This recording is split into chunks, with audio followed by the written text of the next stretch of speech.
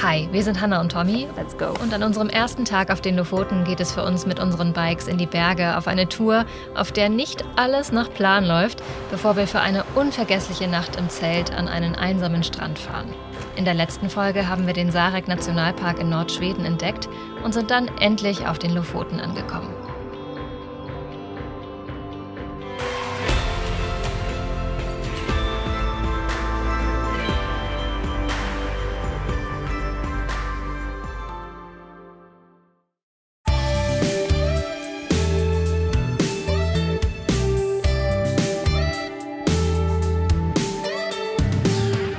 Willkommen auf den Lofoten.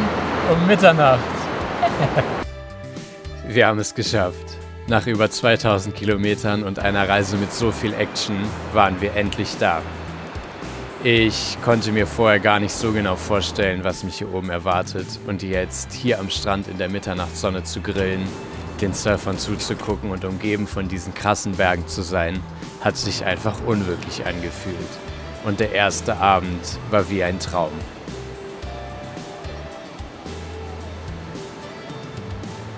Was für eine Begrüßung. Und am nächsten Morgen ging es für uns mit den Bikes in die Berge.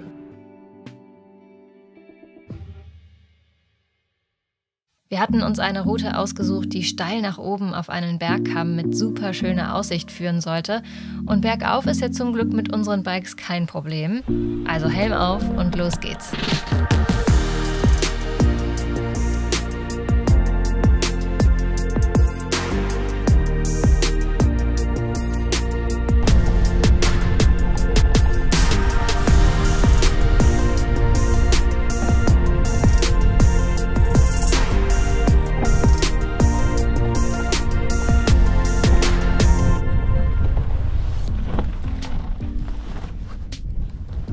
Ich bin falsch abgebogen.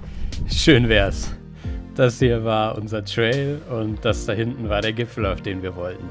Vor ein paar Wochen lag hier aber wohl noch super viel Schnee, weshalb der ganze Hang noch ein einziger Sumpf war. Zum Glück gab es hier oben aber noch einen zweiten Pfad und der hat richtig Bock gemacht.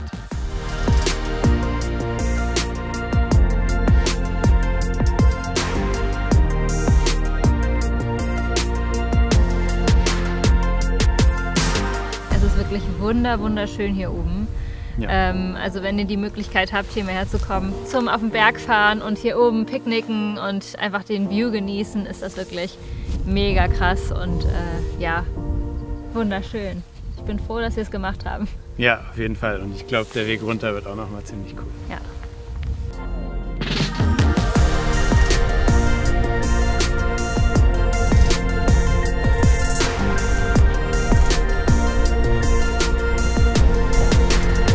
Auf jeden Fall eine der schönsten Touren, die wir je gebiked sind, auch wenn sie dann etwas kürzer war als geplant. Dafür konnten wir noch den Lofotenschafen Hallo sagen. Außerdem war der Tag ja jetzt noch jung, unsere Akkus fast noch voll und wir hatten da so eine Idee.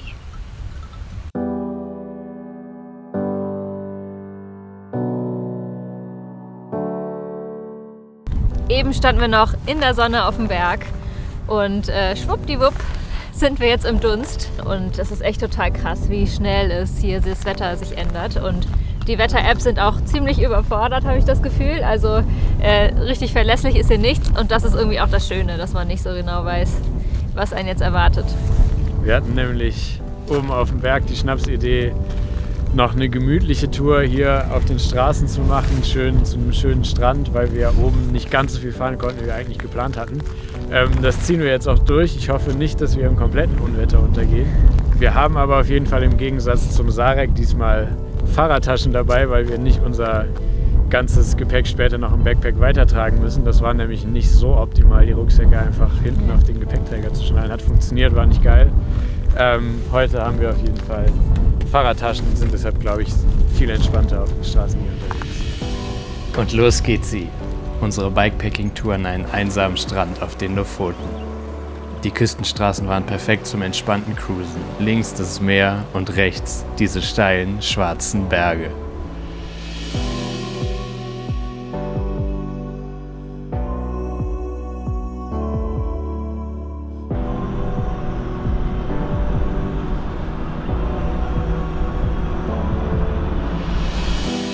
Das war doch der perfekte Abschluss für den Tag und was für ein Platz für die Nacht.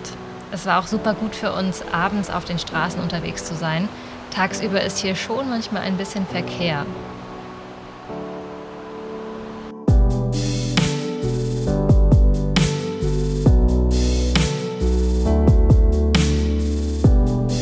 Falls ihr irgendwelche Fragen zum Biken auf den Lofoten, zu unserer Tour oder zu unserem Equipment habt, stellt sie gerne in den Kommentaren.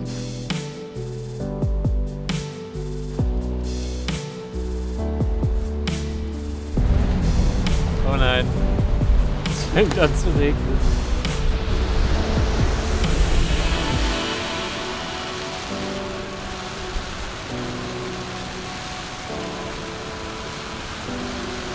Das war zum Glück erstmal nur ein kurzer Schauer und wir konnten unseren Bikepacking-Abend noch entspannt genießen.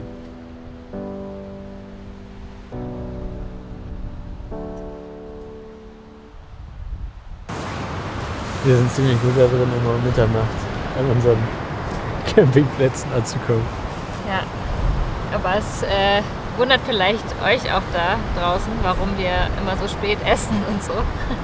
Aber wir haben tatsächlich unseren Rhythmus ein bisschen umgestellt, weil natürlich das Licht hier um 0 Uhr oder um 1 Uhr, wenn es jetzt nicht gerade so ist wie jetzt, eigentlich ziemlich krass ist. Also das schönste Licht vom Tag. Und deswegen haben wir uns entschieden, immer ein bisschen länger zu schlafen und dafür aber lange wach zu bleiben, um das gute Licht auszunutzen.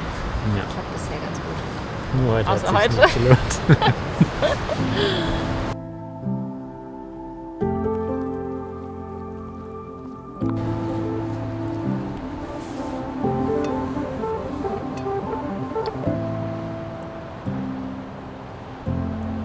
Heute gibt's mein Lieblingsessen. Spaghetti mit Tomatensauce.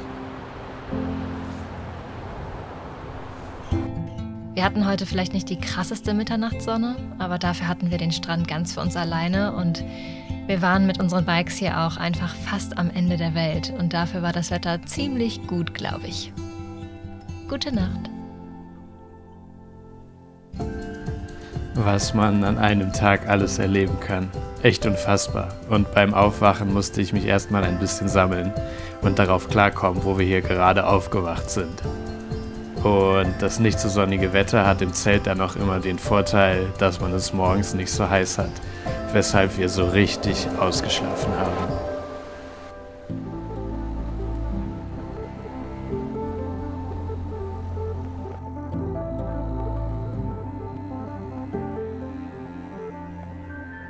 Guten Morgen von Hauglandstranda. Hier ist wirklich ein wunderschöner Ort und wir haben sehr gut geschlafen, obwohl es gestern Abend noch so geregnet hat, aber es war echt eine sehr entspannte, erholsame Nacht.